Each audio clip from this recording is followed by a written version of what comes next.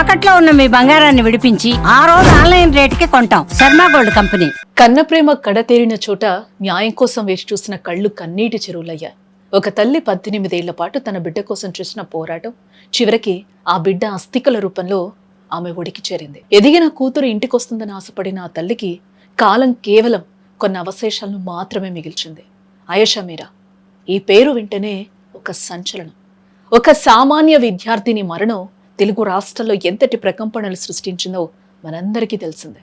సుదీర్ఘకాలం పాటు సాగిన న్యాయ పోరాటం తర్వాత ఎట్టకేలకు సిబిఐ అధికారులు ఆయేషా మీరా అవశేషాలను ఆమె తల్లిదండ్రులైన సంషాద్ బేగం, సయ్యద్ ఇక్బాల్ బాషాలకు అప్పగించడం జరిగింది. కోర్టు ఆదేశాల మేరకు అత్యంత కట్టుదిట్టమైన భద్రత మధ్య ఈ ప్రక్రియ పూర్తయింది. విజయవాడ కోర్టు ప్రాంగణం నుంచి ఆ అవశేషాలను అందుకున్న తల్లిదండ్రులు వాటిని తీసుకుని ర్యాలీగా బయలుదేరేందుకు ప్రయత్నించారు. అయితే భద్రతా కారణాల దృష్ట్యా మరియు ముందస్తు అనుమతి లేని కారణంగా పోలీసులు వారిని అడ్డుకోవడం జరిగింది. నిబంధనల ప్రకారం నేరుగా తెనాలికి తరలించారని అధికారులు విజ్ఞప్తి చేయడంతో కన్నీటి పర్యంతమవుతూనే వారు అంబులెన్స్ లో తమ స్వగ్రామానికి బయలుదేరడం జరిగింది. అలాగే తెనాల్లోని శ్మశాన వాటికలో మతాచారం ప్రకారం అంత్యక్రియలు నిర్వహించారని న్యాయస్థానం స్పష్టమైన ఆదేశాలు జారీ చేసింది. ఈ మొత్తం ప్రక్రియను అత్యంత గౌరవప్రదంగా నిర్వహించాలని, ఎక్కడా ఎటువంటి అవాంఛనీయ సంఘటనలు జరగకుండా చూడాలని అధికారులను కోరింది. అంత్యక్రియల సమయాన్ని వీడియో రికార్డింగ్ చేయడంతో పాటు ప్రభుత్వ ఉన్నతాధికారులు తప్పనిసరిగా హాజరు కావాలని కోర్టు ఉత్తర్వుల్లో పేర్కొనడం జరిగింది. ఈ సందర్భంగా ఆయేషా తల్లిదండ్రుల మాటలు ప్రతి ఒక్కరిని కూడా ఆలోచింపజేస్తున్నాయి. తన బిడ్డను కోల్పోయి 18 ఏళ్లు గడుస్తున్నా నేటికి ఆ దోషులు ఎవరో తేలకపోవడంపై ఆమె తీవ్ర ఆవేదన వ్యక్తం చేశారు. నా బిడ్డను అన్యాయంగా చంపేశారు.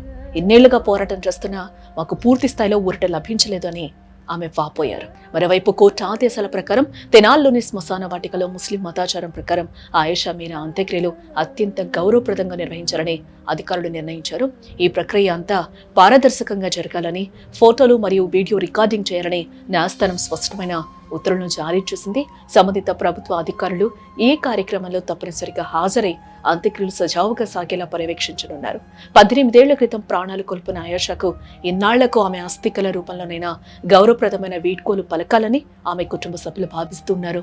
ఆ తల్లి కళ్లలో కనిపిస్తున్నది కేవలం దుఃఖం మాత్రమే కాదు, తన బిడ్డకు న్యాయం జరుగుతుందని ఆఖరి ఆశ కూడా. ఈ సుదీర్ఘ ప్రయాణం ఎన్నో ప్రశ్నలు మిగిల్చిన ప్రస్తుతానికి ఆయేషా అవశేషాలు ఆమె పుట్టిన నేలకు చేరుకోవటం ఒక విషాదకర ముగింపుగా కనిపిస్తోంది.